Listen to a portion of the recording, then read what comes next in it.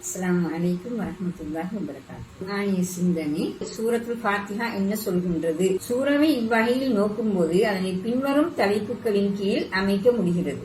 வசனம் 1, இறைவனின் பெயரால், அதாவது பிஸ்மில்லாஹிர் ரஹ்மானிர் ரஹீம். 2 தொடக்கம் 5 வரையிலான ஆயத்துக்கள் பிரபஞ்சம் பற்றிய புரிதல், அதாவது வாழ்வின் அர்த்தம். 6வது 7வது வசனங்கள் பிரார்த்தனை வசனங்கள். 2 தொடக்கம் 5 வரையான வசனங்களை கவனிப்போம். அதாவது பிரபஞ்சம் பற்றிய புரிதல், வாழ்வின் அர்த்தம். இவ்வசனங்கள் இறைவனை பற்றி விளக்குகின்றன. அவனை பிரபஞ்சத்தின் தலைவனாகவும் இரட்சகனாகவும் அறிமுகப்படுத்துகின்றன. அல்ஹம்துலில்லாஹி ரப்பில் ஆலமீன். புகழ் அனைத்துக்கும் உரியவன் அல்லாஹ்வே, அகிலம் அனைத்திற்கும் அதிபதி, சொந்தக்காரன், இரட்சகன். அர் ரஹ்மானிர் ரஹீம். அளவற்ற கருணை பொழிவோன், நிகரற்ற கருணை பண்பு கொண்டோன். மாலிகி யௌமித்தீன். கூலி கொடுக்கும் நாளின் சொந்தக்காரன், அதிபதி. இய்யாக நஅ்புது வ இய்யாக நஸ்தஈன்.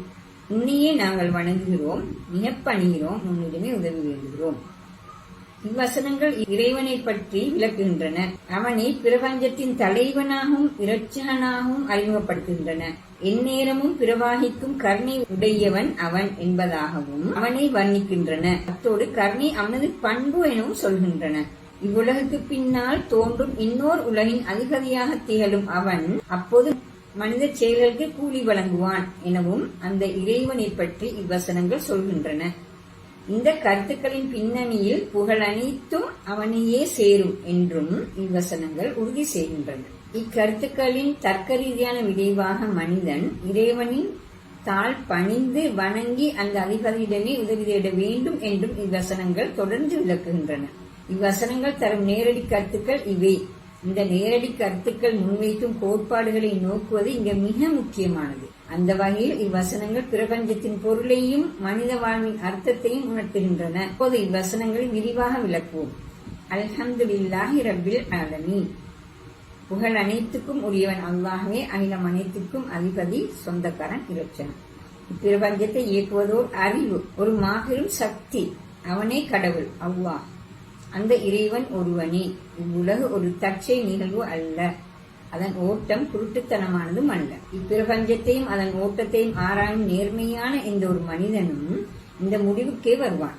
ஏற்கனவே விளக்கியது போன்று பிரபஞ்சத்தை ஆராய்ந்த மனிதன் குரலாகவே இந்த வசனம் ஒலிக்கிறது. இது அல் குர்ஆன் பிரபஞ்சத்திற்கு அளிக்கும் முதல் விளக்கம், இஸ்லாத்தின் அடிப்படை கோட்பாடு. இவ்வசனத்தில் அதிகவி, சொந்தக்காரன், இரட்சகன் என மொழிபெயர்ப்பில் தரப்பட்டுள்ள சொற்களுக்கான அரபு பதம் ரப் என்பதாகும்.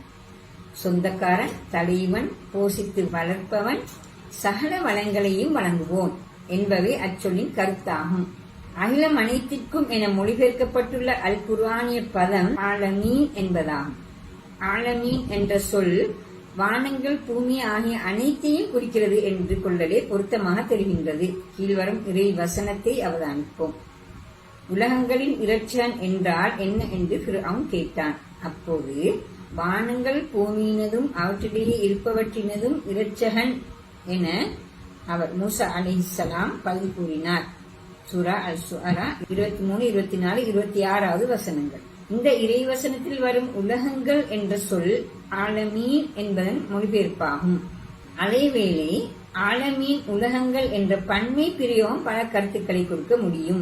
பூமி என்ற உலகு, பூமிக்கு அப்பால் வெகு தொலைவில் அமைந்துள்ள எண்ணற்ற நட்சத்திர தோதிகள், கோள்களை கொண்ட பல உலகங்கள், பூமியில் உள்ள பரந்த ஆழ்ந்த கடற்பகுதி என்று இவ்வாறு இந்த பன்மை பிரயோகத்துக்கு பொருள் கொள்ள முடியும். இன்னொரு வகையில் பார்த்தால் மனித உலகு, மிருக உலகு, தாவர உலகு என கருதக்கூடியவாறு அவ்வுலகங்கள் பல்வேறு வேறுபாடுகளோடும் வித்தியாசங்களோடும் காணப்படுகின்றன. இந்த வசனத்தின் கருத்து பின்னணியில் வளர்ச்சி, பராமரிப்பு என்பவை பொதுவாக பிரபஞ்சத்திலும் குறிப்பாக பூமியிலும் அவதானிக்கப்படும் பொது உண்மையாகும்.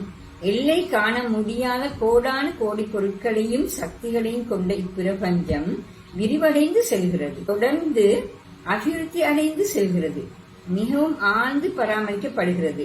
பூமியில் தாவரங்கள், மிருகங்கள், மனிதர்கள் என்ற கோடான கோடி பொருட்கள் போஷிக்கப்படுகின்றன. சூரியன் என்ற மாபெரும் சக்தியும் பூமியின் நீர்க்கோளமும் வளிமண்டலமும் இப்பூமியை வளர்க்கும் அமைப்பில் இயங்கவிடப்பட்டுள்ளன. கடலிலுள்ளே காணப்படுவது ஒரு மாபெரும் உலகு. அது இன்னொரு வித்தியாசமான ஒழுங்கில் இயங்குகிறது. அபிவிருத்தி உறுகிறது. இவ்வாறு பூமியே வளர்த்து போஷிக்கப்படுகிறது என்பது கண்கூடாக தெரியும் ஒரு உண்மை. இந்த ஏற்பாட்டின் ஒழுங்கை அவதானிக்கும் போது அதன் பின்னால் ஒரு சக்தியும் அறிவும் இருப்பது நன்கு தெளிவாகிறது. இதனையே இவ்வசனம் பிரபஞ்சத்தின் சொந்தக்காரன் தலைவன் என கூறுகிறது. இந்த வகையில் தான் ரப் என்ற பிரயோகம் அல் குர்ஆனில் மிக அதிகமாக பிரயோகிக்கப்படுகின்றது. அது சிலபோது சொந்தக்காரன் என்ற கருத்தையும், இன்னும் சில இடங்களில் அதிபதி தலைவன் என்ற கருத்தையும், வேறு சில இடங்களில் வளர்ப்பவன் போஷிப்பவன் என்ற கருத்தையும் கொடுக்கிறது. ரப்புல் ஆலமீன் உலகங்களை போஷிப்பவன், அனைத்தினதும் இரட்சகன், வானங்கள் பூமியின் இரட்சகன், வளர்ப்போன் என்ற வகையிலான பிரயோகங்களை இந்த வகையில் அவதானிக்க முடிகிறது. வசனத்தில் அவதானிக்கத்தக்க அடுத்த பிரயோகம் புகழனைத்தும் என்பதாகும். இன்ஷா அல்லாஹ் அடுத்த வீடியோவில் சந்திப்போம். அஸ்ஸலாமு அலைக்கும் வரஹ்மத்துல்லாஹி வபரகாத்துஹு. ஜஸாக்குமுல்லாஹ் ஹைரன்.